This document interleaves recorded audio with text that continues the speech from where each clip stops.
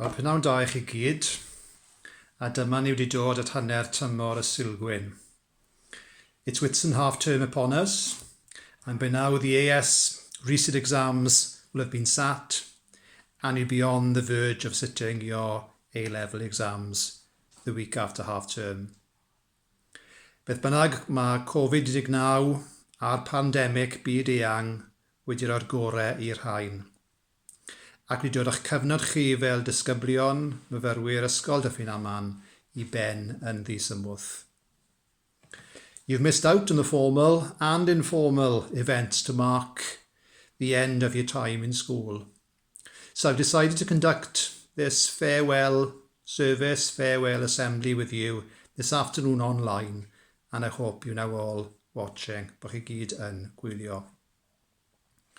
Felly eich seremoni olaf fel myfyrwyr blwyddyn 13 ac fel myfyrwyr ysgol Dyffryn Aman. And I want to start with some news headlines for you to consider. The death of Nelson Mandela is announced. President Obama is inaugurated for the second time as US President. The skeleton of Richard III is found in a Leicester car park.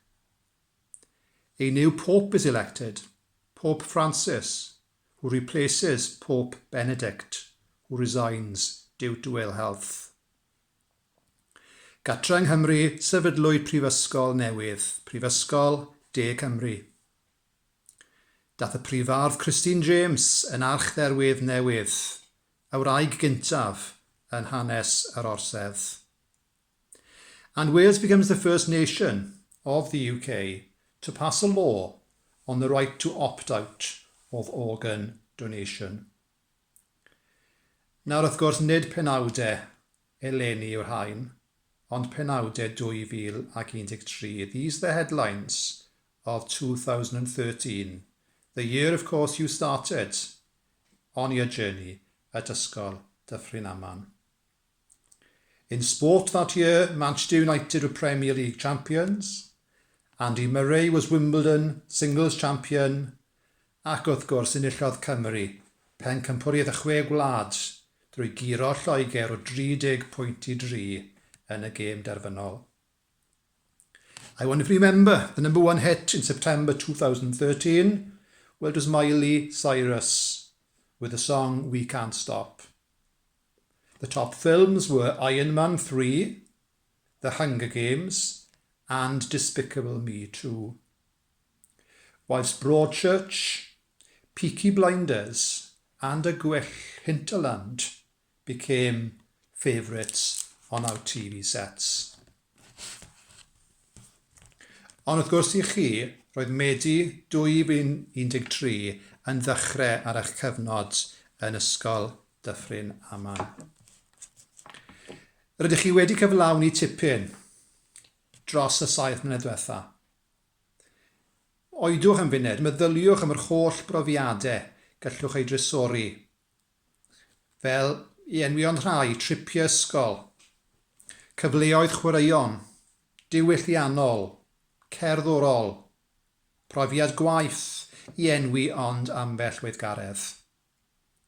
Think back over the last 7 years to all the experiences you have enjoyed, whether they be, just to name a few, school visits, sporting opportunities, school and urdd eisteddfodau, school productions, work experience, Duke of Edinburgh, the list goes on, and many of you highlight these in your personal statement. You've all enjoyed positions of responsibility as school prefects, house officials, team captains, year and school counsellors, and of course you've all gained qualifications along the way and lifelong skills to go with it in terms of your GCSEs, your ASs, your A-levels, Skills Challenge Certificate, with more to come later this summer. Rydych wedi gwneud llawer o ffrindiau a bydd gyda chi am byth, a bydd unrhyw luniau sydd gyda chi o'ch cyfnod o'r ysgol yn dyst i'r cyfeillgarwch arbennig yma. Now, what do the following celebrities, personalities have in common, I wonder? Beth sy'n gyffredin i'r bobl canlynol? Gwleidyddion, the politicians, all members of our Senedd. Adam Price, Neil Hamilton, Lee Walters. Darlledwyr, broadcasters, like Glennog Davis, Roy Noble, Steffan Powell, Sian Morgan. Chwaraewr rygbi, Shane Williams. Dyn y tywydd sydd wedi bod yn newyddion tipyn ddiweddar, Owain Rhys Evans. What are they all in common? Well, all are former pupils of Ysgol Dyffryn Aman, and distinguished former pupils at that. Most people feel very proud of their school, even though they don't always admit it. But it is a good feeling to enjoy and to belong to a school.